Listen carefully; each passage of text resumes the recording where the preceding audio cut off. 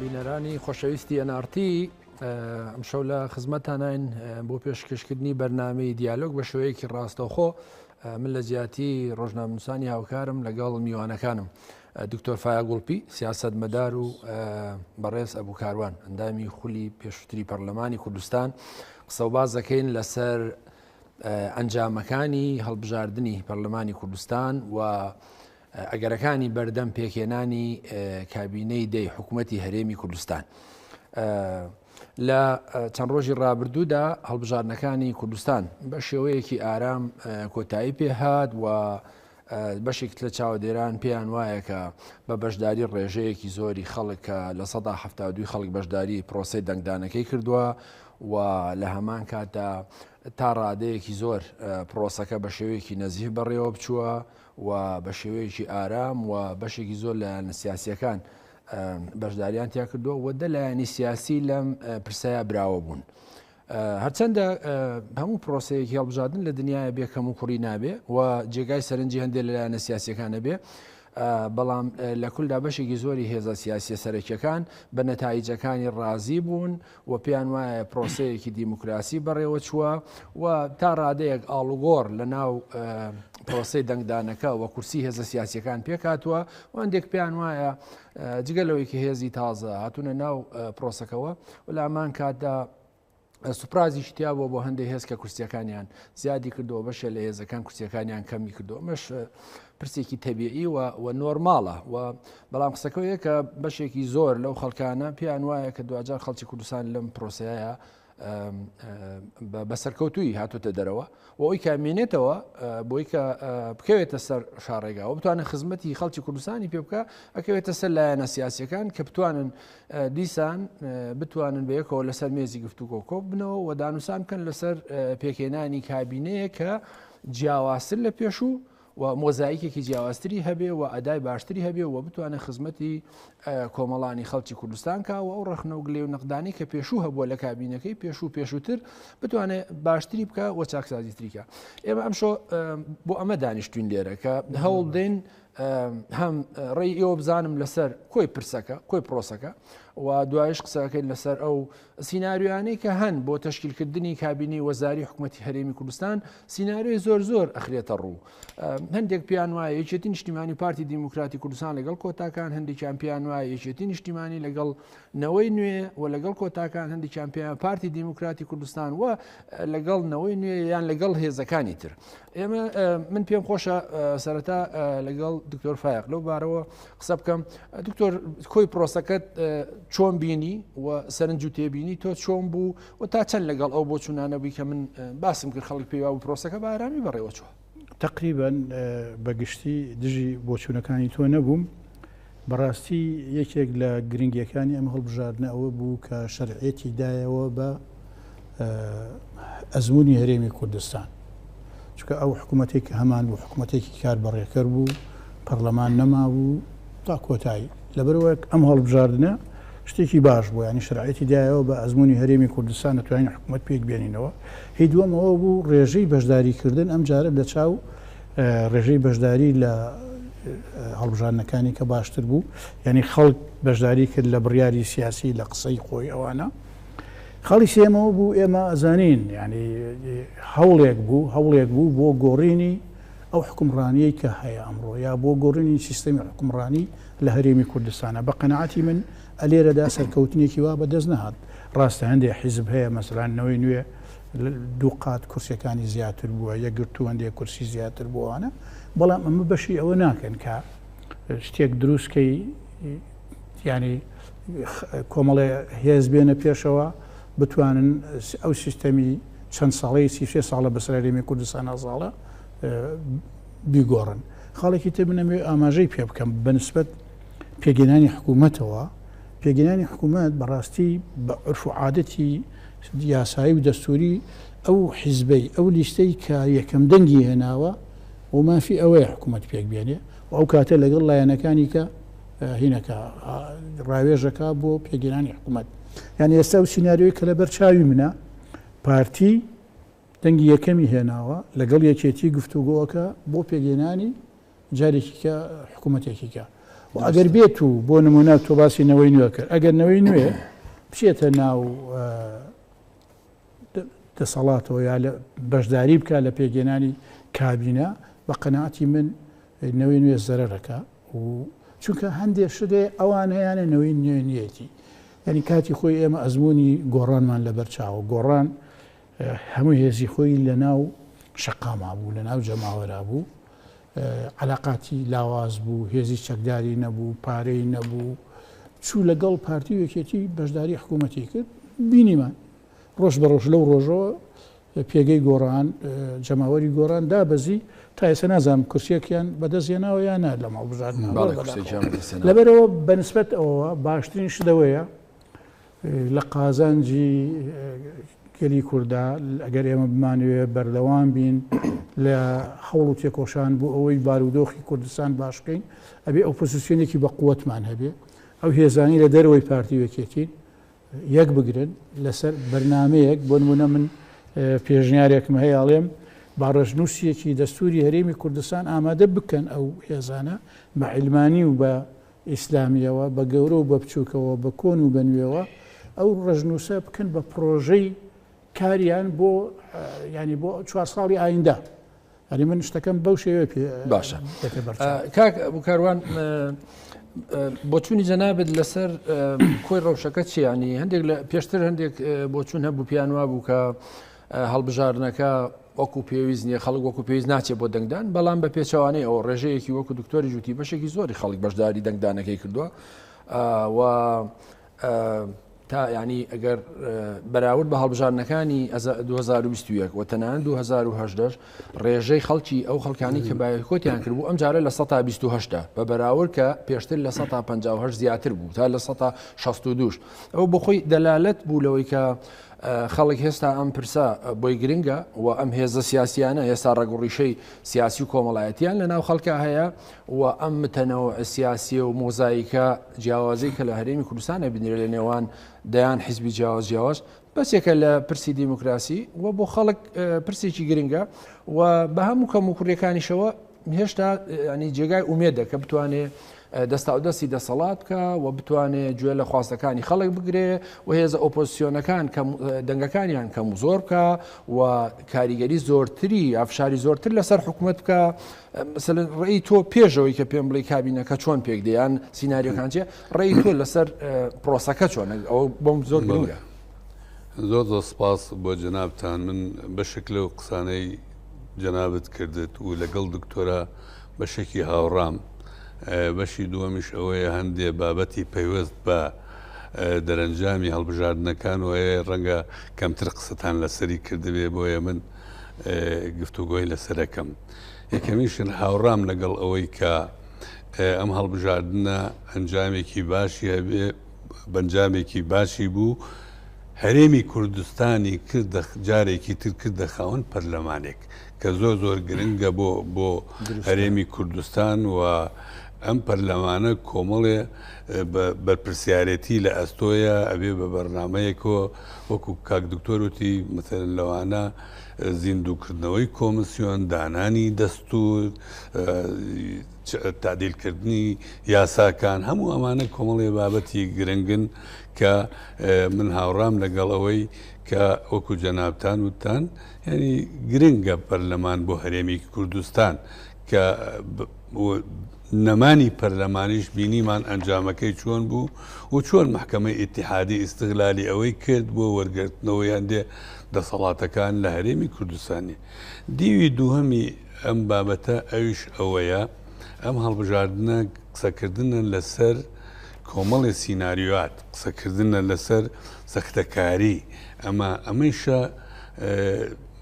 بۆ کۆمەڵانی خەڵک من نایبەستمەوە بۆ حیزبانەی کە ڕەنگە ئەنجامەکانیان بەدڵ نەبوو بێ بۆیە هەڵوێستیان وابێ بەڵام ئەگەر بگەڕێنە دواوە پێشینەیەک لەم بابەتە هەیە وای کردووە خەڵک بەردەوام لە دەوری گومان و لە دەوری باڵێ ڕخ نەگرتن و لە دەوری قوبوڵ نەکردنی شەرعیەتی ئەنجامەکان بخولێتەوە لەوانە ینی ئەگەر بگەڕێنە دوا وەکو باسم کرد زۆرتر ئەنجامەکانی هەڵبژاردننی ساڵی 92 کە یەکەمین با بڵێن هەڵبژاردننی خولی یەکەمی هەڵبژاردن کرا ئەمە بە کۆمەڵێک تەزویر و سەختەکاریەوە بەڕێوە چوو تا ئەو ڕادەیەی ئەنجامەکانی قوبوڵ نەکرا هاتن بەرەی کوردستانی ڕێککەوتنێکی لەسەر کرد بۆ ئەوەی ینی لە ماوەی 6 مانگە هەڵبژاردن بکرێتەوە و هەموو بەڵگەنامەکانی سەرجەم حیزب و لایەنە سیاسەکان پارتی یەکێتی کاک مەسعود یادی بەخێر مام جەلال هەموو کاک ڕسوڵ مامان هەموو ئەو حیزبانی کاک دکتۆر مەحموود هەموو بەرقیەکان هەمووی ماون ئەم جۆرە تەزویر و ساختەکاریە بەردەوامی هەبوو لە هەڵبژاردنەکانی تر هەم لە خولەکانی تر و هەروە هەم لە هەڵبژاردننی ئەنجومەنی پارێزگاکان و شارەوانیەکان هەموو بە بەردەوامی ئەم سەختەکاریە هەبوو وای ئەکرد ئێستایش بۆ ئەم هەڵبژاردنەی ڕەغمی ئەوەی کە پێشتر زۆر باسی ئەوە کرا کە ئەم هەڵبژاردنە جیاوازە لە هەڵبژاردنەکانی تر و هەروەها ئەمە کۆمسیۆنی عێراق بەڕێوەیە بە تەزویر و ساختەکاری تێدا نەبێ بەڵام ئێستا کۆمەڵێک بابەت ئەوە دەرەخا کە مەتەرەن بۆ نمونە خەڵک یەقینی لە نەزاهەتی ئەم هەڵبژاردنە نەبێ ینی لەوانە مەتەرەن تۆ قسە لەسەر ینی کۆمەڵێک بابەتەکەی ئەمە لێکدانەوەیە بەسەر لەکدانەوە بە پێی لێکدانەوەی بەشێکی زۆر لە مەحەلیلەکان لە سیاسیەکان ئەو دەنگانەی کە پارتیوێکێتی هێناویانە ئەوانە ئەو ژمارە زۆرە با بڵێن بەرهەمی ینی ئەو بارودۆخە خراپەی حکومڕانی نەبووە لە هەرێمی کوردستانە هۆکارەکەی چیە بۆ چوونی جەنابێت دیالۆگە ئەمە ئین پشتە ناو قسەکانی یەکترەوە بەڕێی خۆی بەرهەمی ئەو هەموو با بڵێن بەخشینی پارە و دەسەڵات و ترساندن و بەرتەسکردنەوەی ئازادیەکان و هەموو ئەمانە ئەوە دەرەخە لایەکی تر پێشەوەی دکتۆر قسە بکە ئەوەیە بەجددی سووتاندنی ئەو دەنگە زۆرەیە ینی سووتاندن و پوچەڵکردنەوەی ئەو دەنگە زۆرانە بابەتێکی 209,000 وەکو کۆمسیۆن بڵاوێکاتەوە بابەتێکی نائاساییە پەیوەندی بە ئامێرەکانەوەیە و لەوەش خراپتر ئەوەیە وەکو ئەو نمونانەی هێنراونەتەوە بەشێکی زۆری ئەو دەنگانەی کە سوتاون لە دەرەوەی دەنگی پارتی وەکێتیە ئەمە ئەسەلمێنرێت هەمویان پوچەڵ بێتەوە دواتر ئەوانەی لە دەوای بابەتێکی تر هەیە مەتەرم بۆ نمونە ئای پەیوەست بەمەوە کاک دکتۆر یعنی دەنگی لایەنەکانە دەنگی حیزبی شوعی کوردستان مەتەر معقول نییە ئێمە لە قەزایەکە یان لە مجەمەعێکی بۆ نمونەوەکو سوبوودا دەنگی ساڵی 1992مان نەبێ نە ئینشقاقی تیا دروست بووە حیزبە لەو منطقە نەگرفتی بووە و لە پێشەوەی دیفاعکردن لە خەڵکا بووە کە تەماشاکەی چکەم بۆ ئەوانەی کە ئێمە ڕۆیشتونە یانی زۆر لەو بابەتانە هەیە من جەناب لێرە ڕاگرم دوایی با دکتۆر لەسەر بۆچوونەکەی تۆ قسە بکە ینی بۆچی ممکن نییە ئێوە دەنگەکانی خۆتانی ساڵی 1992 نێنەوە لە سمود مەبەسم ئێوە وەکو حیزبی شوێعی کوردستانیە بستنەوەی گۆڕان لە 25 کورسیەوە یەک کورسی هێناوە تحصیل حاصل مثلەن لە 25 کورسیەوە هاتوۆتە سەر یەک کورسی کۆمەڵی ئیسلامی کورسیەکانی کەمی کردووە و بە پێچەوانەوە نەوەی نیوە کورسیەکانی زیادی کردو ینی قسەکە مەبەسم ئەوەیە ینی بمبورە نەقدی قسەکەی جەناب ناکەم ینی مەبەسم دکتۆر ئەکرێ مەسەلەن ئەو حیزبەی کە کورسی باشی هێنا دەنگی باشی هێنا پرۆسەکەی پێ نەزیح و باش بێ و ئەوەی کە نەیهێنا مەبەسم ئەکرێ ئەم حساباتە بدرێ بە جەدوای دەنگەکان مەسەلەن ئێستا زۆر لایەنێگە بینین بە دەنگەکانی خۆی ڕازیە هیچ قسەیەکی نییە مەسەلەن یەکەم کەس یەکەوە ئیچێتی و پارتی پیرۆزبیان لە خەڵی کردووە و قسەیەکیان نەبوو قسەکەەوەیە کە ئایا بە دەنگەکان ڕازین ئەمە یەک دوو هەم کاگە بووکاروانێمە هەمومان پێشتر نەقدی کۆمیسیۆنی سەربەخۆی بزانەکانی کوردستانمانە کرد مانگون ناتوانێت بەڕێوە بەرێ و تەسیلاتی زۆرەکە بۆ یەکێتی و پارتی بۆیە کۆمیسیۆنی سەربەخۆی بزانەکانی عێراق هات دەخالەتی کرد و هەموو هێزەکانیش موافق بوون لەسەر ئەمە و تەنانەت تا ئەمڕۆژ زۆربیان نەتیجەکانیان پێ قبول بوو یعنی قسەکە ئەوەیە ئەکرێ ئاوا سەیری بابەتەکە بکەی یان مەوزوعی کە ئەم هێزە دەنگەکانی کەمی کردووە و ئەم هێزە زیادی کردووە. من بەو شێوەیە یعنی وەکو جەنابەت فەرمووی تەماشای ناکەم. ڕەنگە بابەتی کەمکردنەوەی دەنگەکانی بزوتنەوەی گۆڕان جیاواز بێ. ڕەنگە من ئەوە زیاتر لەسەر شوێنێتی پێکاتە ورتری بکەمەوە چونکەم بزوتنەوەی گۆڕان لە بنەما دەنگەکانی دەنگی ناڕازی بوو. دواتر چووە حکوومەتێکەوە و بە تایبەتی ببووە دەمڕاستی حکوومەت. ینی بزوتنەوەی گۆڕان لەم کابینەیە زۆر لە یەکێتی نیشتمانی کوردستان زیاتر شەڕی داکۆکیە کرد لەما. ئەمەی شەجێی ناڕزایەتی خەڵکی ئەوە بوو لە بەڵام حیزبێکی شوعی بەسەرەن بۆ نمونە ینی بابەتێکی ئەو تۆ نەبووە ببێتە هۆی ناڕزایەتی بوونی دەنگەکان. دکتۆر لەسەر ئەمە ڕێی خۆی بڵێت لەسەر لینەکان قساکەین ئەمە جامە مەسەل ئەم لایەنانەی کە نیگەرانیان هەیەلەوە پێم وایە دیوە یاسایەکەیەوە کە ئەتراز و ناڕزایەتیەکەن سکاڵاکەن کۆمیسیۆن جوابیان دەداتەوە. بەڵێ خۆی ئەوانەی کە لە دەرەوەی پارتی وەکێتی گۆڕان بوون لە دەرەوەی دەسەڵات بوون ئەو کەم و کوڕیانە یان ئەو تاوانانە یا ئەو زوڵمانەی دەسەڵاتمانە بینی قەناعەتمان وابوو ئەگەر خەڵکی ناڕازی بەشداری بکە لە هەڵبژاردنەکانە ئەو خەڵکە هەمووی دەنگەیە دژی پارتی وەکێتی یان دەنگەیە بەو لایەنانەی کە ڕخنیان لە پارتی وەکێتیە تا کۆتایی. ئەمە مەوزوعەکە بەڵام ئێمە بابزانین ئەمانە چیان کردووە ئەی بۆ نمونە ئێمە دیعایەکانی کەمپینی یەکێتیمان ئاگا لێ بوو ئەوت کۆتایی پێهێنین. کۆتایی پێهێنین چی؟ یەکێتی هەڵسا لە پرۆپاگەندەی خۆیان هەچی زوڵم و زۆر لە هەرێمی کوردستان ناکراوە یای بۆ کۆڵ پارتیا. پارتیش هەڵسا هەچی زوڵم و زۆر لە هەرێمی کوردستان کراوە یای بە کۆڵ عێراقا. ئەمە خۆت شتەکان زۆر وازەحە. ئەعلامیان هەیە، کادریان هەیە، ڕێخستنیان هەیە. ئەمە زۆر مێمە من ئەمڕۆ لە یەکێک لە پیجەکانە من کراوە بۆچی ئۆپۆزیسیۆن دەنگینەیەنە یەکێک لەو شتانە منەڵێم سیاسەتی ئەمان زۆر لاوازترە سیاسەتی حیزبەکانی دەرەوەی دەسەڵات زۆر لاوازترە تا پارتی وەکێتی. پارتی وەکێتی دوێنێ خەسرە و گۆران لە یەکێ لە کەناڵەکانە قسەی کرد کە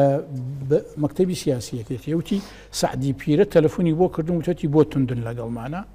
من ژوتوم ئێمە توندین ئێوەڵێن کۆتاییتان پێێنین ئێمەڵێن پێتانڵێن ناتوانن وتی دوایە سعدی وتی وەی هیچ نییە هی کاتی هەڵبژاردنە. فعلەن لە کاتی هەڵبژاردنە یەکێتی شتێکی کرد هەم ئەندامەکانی خۆی حەماسی حیزبی و دەمارگیری حیزبی بەرزکردنەوە هەم وای کرد جەماعەتی پارتی لەولاوە حەماسی حیزبی و دەمارگیری حیزبیان بەرز بێتەوە بێنە سەر سندۆقی دەنگدان. یعنی ئەنجا ئیش عملیەکانی کە کردویانە. یعنی من ئاگام لێ حیزب هەیە لەگەڵ مختاری گەڕەکەکە مەسئول کۆمیتەکەی ئەندام ناوچەکەی فلان و فیسار کۆڵان و کۆڵان ماڵ و ماڵ گەڕاون چونتە ماڵەکان کاکە مەرحەبا چۆنن چەند کەسن ناوتان چیە دەنگ بەکێیان تەلەفۆنەکان وەرگرتوون دەنگمانەیە نێوانە. ڕۆژی دەنگدانەکەش هاتوون لەبەردەمی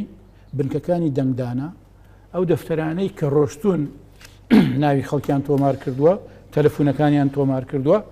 هەموو بەسەر یەکەنەوە. ئەرێکاکە هاتی بۆ دەنگدان ئەی بۆ ناوی بۆ دەنگدان بێم خۆت بگەێنم ئەرێکە هاتی بزانە ئیمزای کردووە متابعی ئەوەشیان کردووە کە ئەوانەی ناویان نووسیون على ئاساس دەنگ بخۆیانەیەن بزانین ئیمزا کراوەیان نەکراوە. باشە من مەبەستم چێ لێرە مەبەستمەوەیە ئەمانە ئیشیان کردووە و خراپەکانی خۆیان بە باشە بۆ بە خەڵک گەیاندووە باشانی وە خراپەکانی خۆیان خسۆتە کۆڵ خەڵکی ترەوە. ئەمە معنایەوەیە ناهوشیاری میلەتەکەی ئێمە لەلایەن حیزبە دەسەڵاتدارەکانەوە زۆر استیغلال کراوە و بەکارهێنراوە بۆی بۆ خۆیان بەو شێوەیە. بەڵام ئێمە ئێستا من یەکشت ئەو مۆزوعی هەرە گرنگ بەلای منەوە ئەوەیە ئێستا هەندێک لەو حیزبانە کە نەتیجەیان باش نییە ناڕزایی دەرەبڕن ناڕزایەکان زۆر احتیادیە یعنی هەندێ لایەنی باشیە هەندێ لایەنی خراپی هەیە. لایەنی باشە ئەوەیە بۆ ئەوەی جەماوەرەکەی خۆیان ئەین تۆزێک بە خۆیانەوە گرێ بدەنەوە بۆی تر بێهیوان نەبن. لایەنی خراپیشی ئەوەیە خەڵک لەمە دووە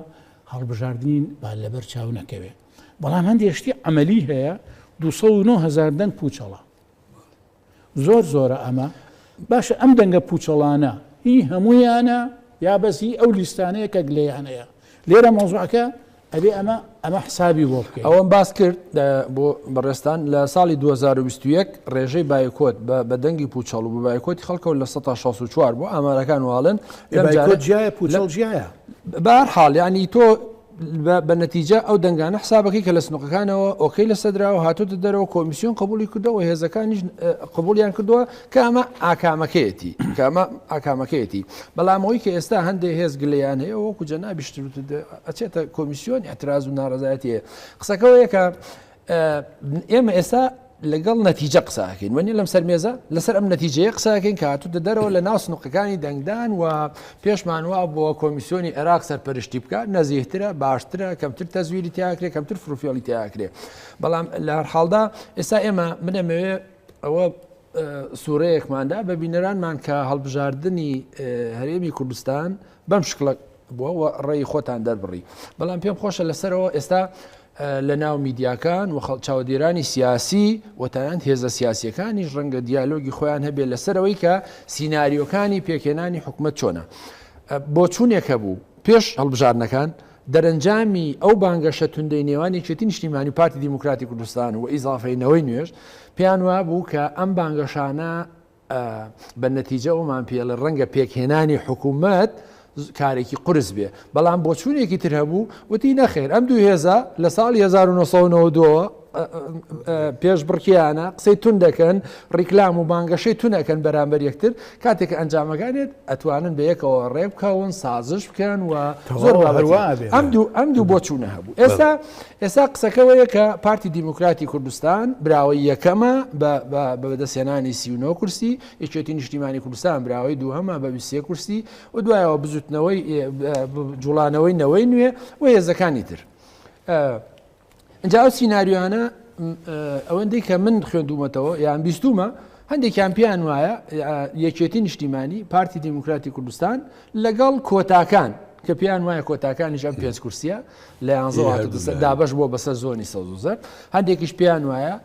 یەکێتی یا پارتی لەگەڵ جوڵانەوەی نەوەی بە 15 کورسی ئەتوان دیسان کابینەکە پێک بێنن و سێ کۆتای ئەو لا دوو کۆتای ئەملا هەندێکی تریش زۆرتر فۆکەس لەسەرەوەکەن کە پارتی دیموکراتی کوردستان ئەگەر نەوەی نوێشی لەگەڵ نەبێ یەکێتی نیشتیمانی کوردستانیشی لەگەڵ نەبێ یەکگرتووی ئیسلامی هەڵوێز بەرەیگەل و ئەروە هێزەکانی ترەتوانێت ئەم هەموو سیناریۆیان لەسەر مێزەکەن بەڵام ئەوانەی کە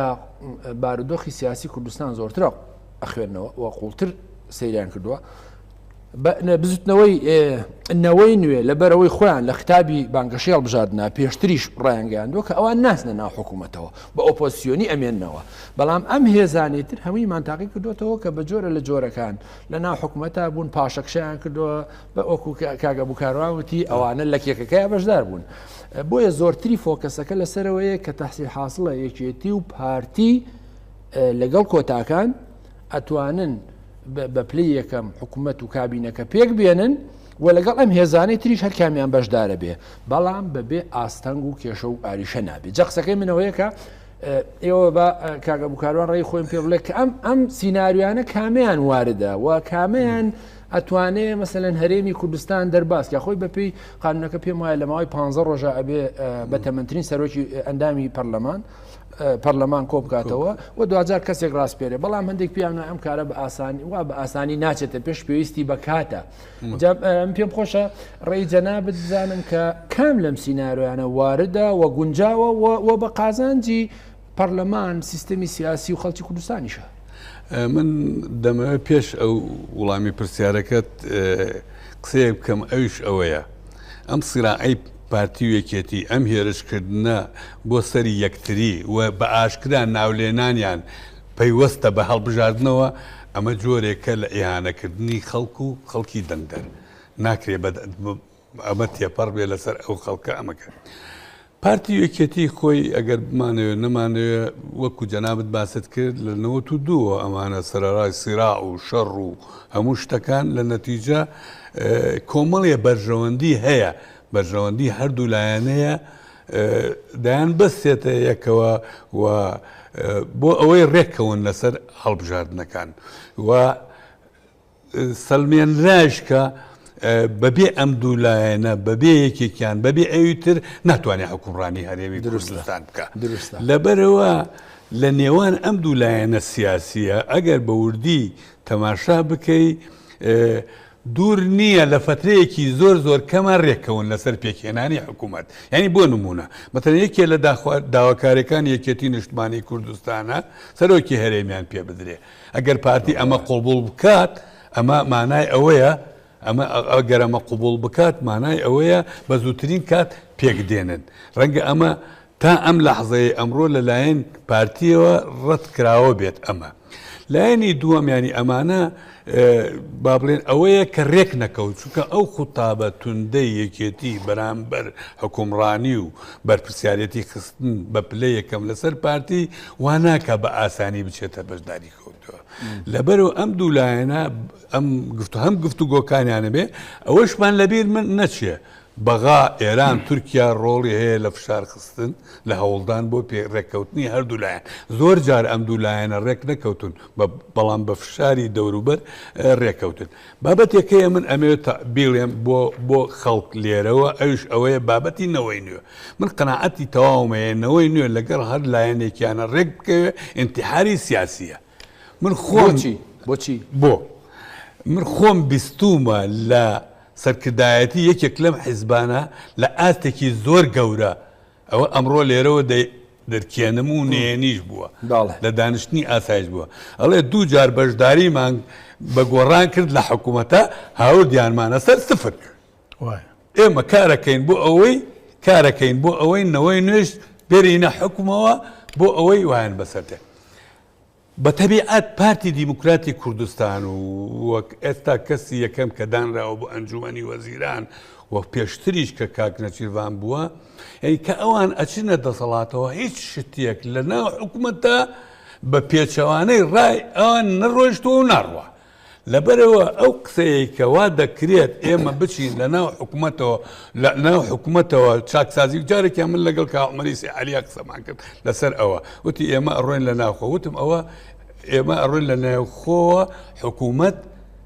چاکسازیەکەین و باشەکەین وتم ئەوە مردنی ئێوەیە چونکە ئەم حیزبەی ئێمە حیزبی شوعی بۆ نمونە لەنەوە تۆ بەشدارە لەبەرەوەیستم ئەوە لە جەنابەت پرسم کە مەسەلەن حکوومەت ئاوا هێزەکان زەعیف و بچکۆلاکە بۆچی مەسەلەن حیزبی شیوعی لەنەوە تۆ بەشداری حکوومەتەکە بە وەزارەت بەشدارتان کردووە لە منش بەکا عومەر وتم کاکە لەبەرەوەی ئێمە زۆر وێرانین لەبەرەوەی بەشداریمان کردێ لەنەوە دووە لەبەرەوە هیچ دەسەڵاتێک بەو کاکە یەکێتی نیشتمانی کوردستان نیوەی ئەم دەسەڵاتەی بەدەستەوەیە بەڵام جێگەری بابڵە جێگەرەکەی سەرۆکی ئەنجومەنی وەزیران قاریاتەوە دوورەکەوتەوە یعنی واتە بۆی ناکرێ بۆی نەبرو ئەگەر ئەم زوونەی بەدەستەوە نەبووە یەکێتی ئەسڵەن لە ئەنجومەنی وەزیران لە هەولێر و ئەوە وەکو ڕقم تەماشا نەکرا باشە دوای دێم وڵات باشە دوکتۆر یەکێتی نیشتیمانی کوردستان وەکو ئەبوو کاروان ئەڵێ 23 کورسیە ناوە و لە ڕووی جوگرافیەوە زۆنی زەردی بەدەستەوەیە و هێزی پێشمەرگەی زۆنی ئەفو سەوزی بەدەستەوەیە و هێزی پێشمەرگەی بەدەستەوەیە و ئیمکاناتی گەورەیە و پەیوەندی ناوچەی و نێودەوڵەتی هەیە و لە هەمان کاتیشە لەگەڵ سەرۆک کۆماری عراقی هەیە بێزگە لەوانە باسی جوگرافیایەکی هەیەەوە یعنی قسەکەوەیە چ منتەقێک مەسەلەن قبوڵیە کاکە ئەم دوو هێزە بە یەکەوە حکوومەت پێک نەهێنن مەبەسم کوردستانە یعنی ئیمکانی ئەوە ئەگەر ئەمە ڕووبدا ئەگەر ئەم دوو هێزە بە یەکەوە حکوومەت پێک نێنن مەسەلەن هەز ناکەی کێشە و گرفت و عریشە پیاکەن حکوومەت پێک نایەن مەسەلەن وەکو مەسەلەن احتیمالێک مەسەلەن ئەوەی کاگە بوو کاروان وتی یەکێتی نیشتیمانی کوردستان ڕەنگە داوای سەرۆکی هەرێمکە ڕەنگە داوای دوو وەزارەتی سیادی بکە ڕەنگە داوای چەند پۆستێکی ترکە ئەمانە کە بە ئیستحقاقی خۆی زانێ وە لە بانگەشەی هەڵبژاردنیشە وتیان ئێمە جارێکیکە وەکو پێشوو بەشدار نابین پارتی دیموکراتی کوردستانیش لە ئێستاوە خۆی وەکو براوە و پێی وایە سەرۆکی حکوومەت ئیستحقاقی ئەوە ڕەنگە قسەکە ئەوەیە ئەم بۆچوونانەی ئەم دوو هێزە ئەگەر بەرکەوت نەگەنە نەتیجە مەسەلەن لایەکیان توانێت حکوومەت پێک بێنێ ئەگەر پێکی هێنا کاساتی نابێت کاریگەری نابێت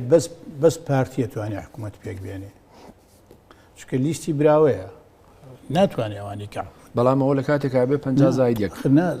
هینە لیستی یەکەمە ئەتوانێت لەگەڵ ئێتیفاق بکە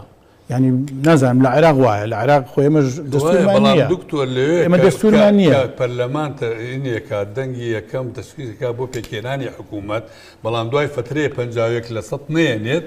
أو هلا وشيته أو كاتا أو الراستا بس بو يكم سيناريو ليستي يكم ما في هي سروك حكومة لو بيت باشا أما بجوري يوم دخونا دستور مانية دستوري عراق واعي ويان كردوان اما بوشي ويا بيدوا واجر هاتو نيتواني حكومه تشكيل او موضوعك كيا او كاتب مثلا تو يسا مثلا يكيتي وبارتي بيك وحكومه تشكيله كان ما يجي شيء اجنبي كشي دوم كي دروزه بي اجر خوانا خواسته طبعا اليوم خوانا خواسته بارتي نوينوي شتيكي وابكن شكو من لقلوي ابو كاروانا نوينوي اجر حزبي يكم نبي نتي حكومته ولا جير دسي بارتي وكيتيا يا خود حكومة دروسكي يا نبي بشيك لوانا من كاتي خويك لم تلفزيوني يروا كقران 2016 بو ريكوتني كان كرت غزان كاك فاضل وكاك عمري سي علي بو من بان كرام لي رقصم كروتم او وكوايا قران ملي خوي خسبت بر شقوي او برادر انا وادر شو انا يساش نابي نوي لقل بارتيا يا قبقري وناشتو انا لقل يكيتي حكومة بيك بيانيه نابێت لەگەڵ یەکێتی شابیکە چکە هەردووکیان واکەن بەڵام ئوسلوبیان جیاوازە هەر یەکێتی ئوسلوبێکی هەیە بۆ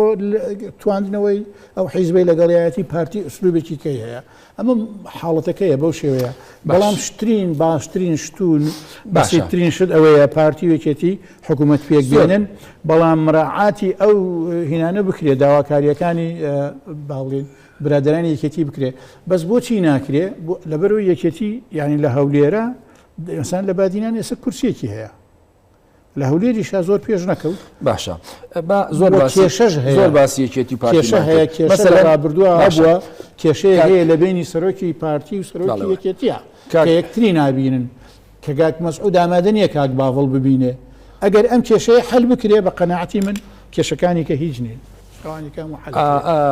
پێم بەڵێن کاتمان کەمەوە زۆر باسی یەکێتی پارتیمان کرد بەڵام پێم باشە ڕێی ئێوە بە کورتی کاگە بکاروە مەسەڵەن جوڵانەوەی نەوە نوێ وەکو هێزێکی ئۆپۆزیسیۆن کە زۆرترین کورسی هەیە سنتوانێت دەور و نەخشی چی بێ لە نێوان یەکێتی پارتی وەزای دەنم هێزانەی تریش مەسەڵەن کۆمەڵ یەکگرتو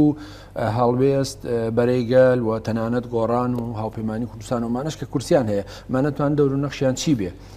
ئەمانە ناتوانن دەورێکی ئەو تۆیان لەبێ ئەم بابەتانە یەکلا بکەنەوە کۆم لە ڕاستیە پێکێنانی حکوومەت بەبێ ڕەزامەندی هەرد ئەم دوولایەنە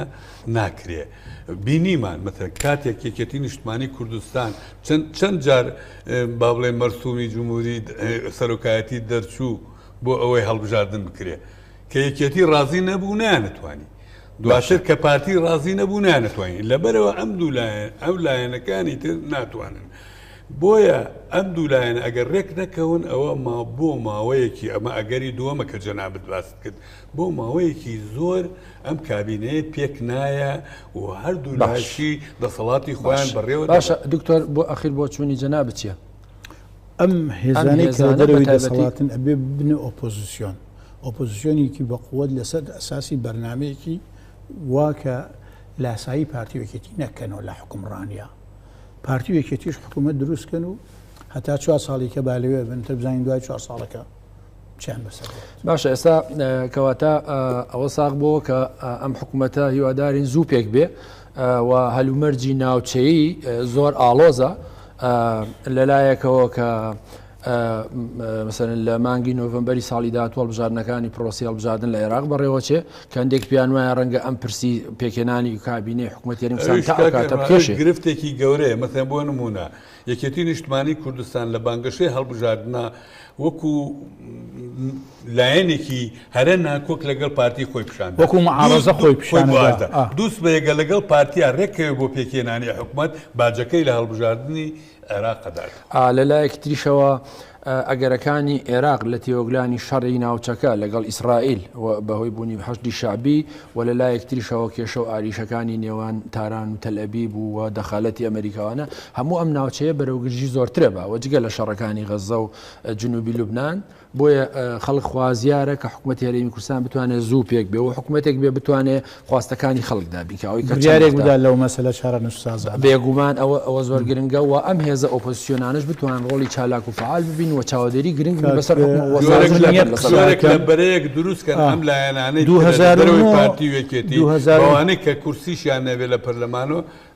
زۆر 2009 تا 2013 ئۆپۆزیسیۆن هەبوو گۆڕان یەکگرتوو کۆمەڵ ئۆپۆزیسیۆن بوون زۆر سوودیان بۆ خەڵک پێمەڵن کاتی بەرنامەکەمان تەواو بوو و هیوادارم